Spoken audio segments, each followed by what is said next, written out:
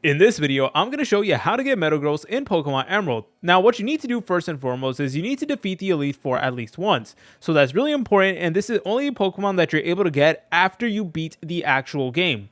So once you beat the game, you want to head over to Moss Deep City, and this is where Steven is actually going to live. So what we need to do is we need to get a Beldum, and then we're able to evolve him into a Metagross. So unfortunately, you can't just catch a Metagross in the wild or anything like that. You will need to go to Steven's house, which is over here on the top left.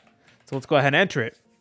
Now, right after you beat the game, there is going to be a Pokeball over here that will contain Beldum, and you want to go ahead and get it. And you are not stealing Beldum. In fact, Steven actually left a note over here, and you're able to go ahead and see it, and then he's going to give you Beldum as a gift, so that there is honestly pretty cool. Now, once you're done with that, then you have to go ahead and grind him up in terms of levels. So he's going to turn into a Meta Tang at level 25, and then into a Metagross at level 45. So you will need to keep that in mind. If you guys found this video helpful, make sure to leave a like and subscribe. I'll see you in the next video.